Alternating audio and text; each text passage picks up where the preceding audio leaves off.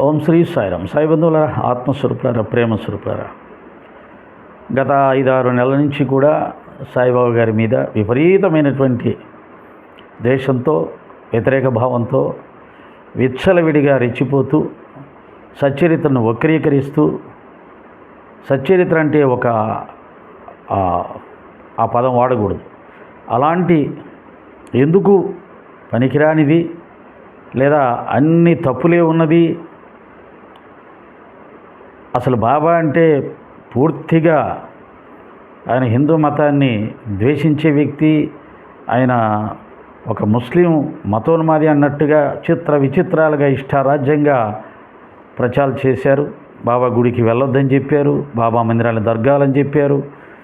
ఇప్పుడు గురు పౌర్ణమి వస్తుంది, బాబాని పూజించొద్దు, బాబా మందిరాలకు వెళ్ళొద్దు అని కొంతమంది కాషాయం వేసుకున్న సన్యాసులు కూడా చెప్తున్నారు. పాపం, సరే మన సోదరులు కూడా చెప్తున్నారు వాళ్ళ శక్తివంచం లేకుండా.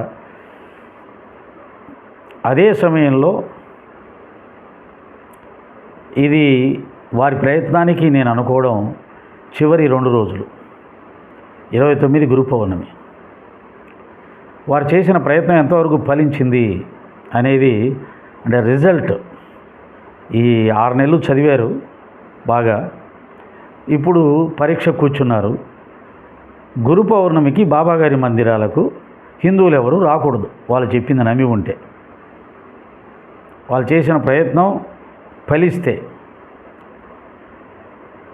గురు పౌర్ణమితో ఆ విషయం తేలిపోతుంది.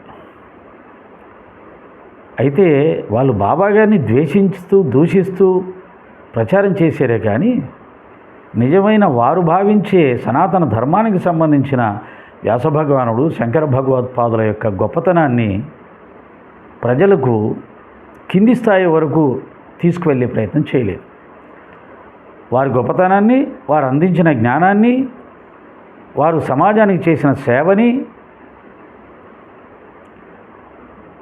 వారి ద్వారా ఈ దేశానికి, ఈ మానవ జాతికి కలిగిన ప్రయోజనాన్ని ప్రాక్టికల్గా గ్రౌండ్ లెవెల్కి, అంటే వీడియోలు చేస్తే ఉంది, వీడియోలు ఎవరు చూస్తారు, సోషల్ మీడియాలో ఎవరు చూస్తే వాళ్ళు చూస్తారు.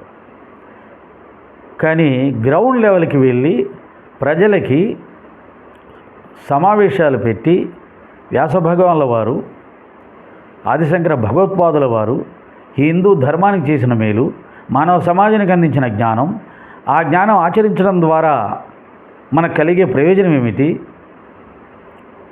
అటు ఒక చాగంటి కోటేశ్వరరావు గారిలాగా, ఒక గరికపాటి గారిలాగా, ఒక సామవేదం షణ్ముఖ శర్మ గారిలాగా, ఆ మహానుభావులలాగా, ప్రవచకులలాగా నేను చెప్పిన ఆ గురువుల గురించి ప్రజలకు కింది స్థాయి వరకు కూడా, ఎందుకంటే బాబాగారు కింది స్థాయి వరకు వెళ్ళిపోయారు. గుడిసెలో నుంచి 7 మేడ బిర్లా వరకు, టాటా, బిర్లా, అంబానీల వరకు వెళ్ళింది బాబాగారి ఖ్యాతి, కింద గుడిసెలో దగ్గర నుంచి. కాబట్టి మీరు బాబాగారి భక్తి తత్వం వేళ్ళు ప్రపంచమంతా వ్యాపించిపోయి ఉన్నాయి. మరి ఆ ప్రయత్నం చేయాలి కదా, ఊరికే వీడియోలు చేసి వదిలేస్తే అలాగా. గురు పౌర్ణమి వస్తుంది, గురు పౌర్ణమి వచ్చేలాగా బాబాగారితో సమానంగా లేదా బాబాగారి కంటే చాలా గొప్పవాళ్ళుగా భావించే ఆ గురువుల యొక్క గొప్పతనాన్ని, వారు చేసిన సేవని గ్రౌండ్ లెవెల్లో ప్రాక్టికల్గా హిందువులందరినీ కూడా సమాయత్తపరిచి సమావేశాలు జరిపి ఆ మహనీయుల యొక్క గొప్పతనాన్ని, సేవని తెలియచెప్పే ప్రయత్నం ఏది? కేవలం వీడియోలకేనా అంకితం? కాబట్టి ఏది ఊరికే రాదు. నాలాగా సెల్ ఫోన్లో వీడియోలు చేస్తే ఏమీ మారిపోదు, మీలాగా చేస్తే ఏం మారిపోదు. దాని ప్రయోజనం ఎంత ఉంటుంది? మన కృషిని బట్టి. మనం హాయిగా సోఫాలో, కుర్చీలో కూర్చొని చేస్తాం. ఏముంది ఇక్కడ శ్రమ? ఏ శ్రమ లేదు, ఫలితం కూడా అంతే ఉంటుంది. కాబట్టి కృషితో నాస్తి దుర్భిక్షం. ఆదిశంకర భగవత్పాదుల వారు జగద్గురువు ఎందుకయ్యాడు? ఊరికే కదలకుండా ఇంట్లో కూర్చొని పుస్తకాలు రాస్తే కారు కదా, కదలకుండా ఇంట్లో కూర్చొని వచ్చిన వాళ్ళకి 4 మాటలు చెప్తే కాదు కదా. దేశమంతా 3 పర్యాయాలు కాలినడకన తిరిగి ఎంతోమంది పండితులను తన మేధస్సుతో ఓడించి అవైదిక మతాలన్నింటినీ కూడా రూపుమాపి చివరికి కాశ్మీర్ పండితులను కూడా ఓడించి శారదాపీఠంలో ఆయన జగద్గురువుగా ఖ్యాతిని పొందాడు. అంత కష్టపడాలి, అంత జ్ఞానం ఉండాలి, అంత శక్తి ఉండాలి, అంత శ్రమ పడాలి. అప్పుడు జగద్గురువు. మనం కదలకుండా ఇంట్లో కూర్చొని దొంగ మాటలు మాయ మాటలు చెప్పేసి మేము జగద్గురువులం అంటే కుదరదు, ఇంకో గురువులం అంటే కుదరదు. అలాగే గురువులైన వారిని గురువులు కాదు అని చెప్పి కేవలం వీడియోలు చేసినంత మాత్రాన కుదరదు. సమాజంలోకి రావాలి. నేను ఇంతకుముందే చెప్పాను, సాయి మందిరాలకు రండి, చర్చలు అంటున్నారు కదా, ఎక్కడ అజ్ఞానం ఉందో అక్కడికి వచ్చి మనం వాళ్ళని జ్ఞానవంతులను చేయాలి. సాయిబాబా భక్తులందరూ కూడా గురువు కానీ సాయిబాబా గారిని పూజిస్తున్నారు, దేవుడు కానీ సాయిబాబా గారిని పూజిస్తున్నారు. కాబట్టి ఆ సాయి భక్తుల దగ్గరికి వచ్చి కదా చెప్పాల్సింది, ఆయన గురువు కాదు దేవుడు కాదని. వాళ్ళని కదా చైతన్యపరచాల్సింది. అసలు ఆ ప్రయత్నమే చేయకుండా మా దగ్గరికి చర్చలు రండి, మా దగ్గరికి చర్చలు రండి, స్టూడియోలోకి రండి అంటే ఎలా? శంకరాచార్యులు కూర్చొని అందరినీ తన దగ్గరికి చర్చలు పిలిపించుకోలేదు. వాళ్ళని వెతుక్కుంటూ వాళ్ళ దగ్గరికి వెళ్ళి వాళ్ళ దగ్గర వాదించి వాళ్ళ ఇంట్లో వాళ్ళని ఓడించాడు. అదేవిధంగా సాయిబాబా గారు గురువు కాదు దేవుడు కాదు అనేవాళ్ళు బాబా మందిరాలకు రావాలి, బాబా భక్తులను సమావేశపరచమని కమిటీ వాళ్ళకి చెప్పాలి. వారి ముందు బాబా ఏ విధంగా గురువు కాదో దేవుడు కాదో చెప్పి వాళ్ళని ఒప్పిస్తే ఫలితం ఉంటుంది. అంతవరకు ఏ ఫలితము ఉండదు. అలాగే మన గురువుల్ని, మన సనాతన మార్గంలో మతంలో ఉన్న గురువుల్ని పూజించమని చెప్పుతూ సాయిబాబా గారిని కూడా పూజించుకోండి అని ఒక పాజిటివ్ కోణంలో చెబితే సాయిబాబా భక్తులందరూ కూడా చక్కగా శంకర భగవత్పాదుల వారిని, వేదవ్యాస భగవానుల వారిని చక్కగా పూజించుకునేవాళ్ళు.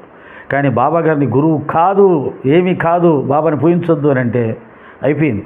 మీ ప్రయత్నం బూడిదలో పోసిన పన్నీరే. కోట్ల మంది సాయి భక్తులు బాబా గారిని మాత్రమే పూజించుకుంటారు గురువుగా. సనాతన మతంలో ఉన్నటువంటి వ్యాసుల వారిని, శంకర భగవత్పాదుల వారిని పూజించుకోకుండా మీరే చేస్తున్నారు. అంటే కోట్ల మంది హిందువులు పూజించే వాళ్ళ గురువు గారిని గురువు కాదు అని అవమానించి, ఆయన గుళ్ళకి వెళ్ళొద్దని అవమానించినప్పుడు వాళ్ళు ఎలాగా మీరు చెప్పే గురువుని పూజిస్తారు? అదే మీ గురువును పూజించుకోండి, కానీ మీ గురువు కంటే ముందుగా ఇదిగో మన సనాతన ధర్మంలో ఈ మతానికి ధర్మానికి ఎంతో మేలు చేసిన ఈ మహానుభావులను ముందు పూజించుకోండి. వ్యాస భగవానుడి తర్వాత శంకర భగవత్పాదులను పూజించిన తర్వాత బాబాగారిని పూజించుకోండి అంటే చక్కగా ఆచరిస్తారు.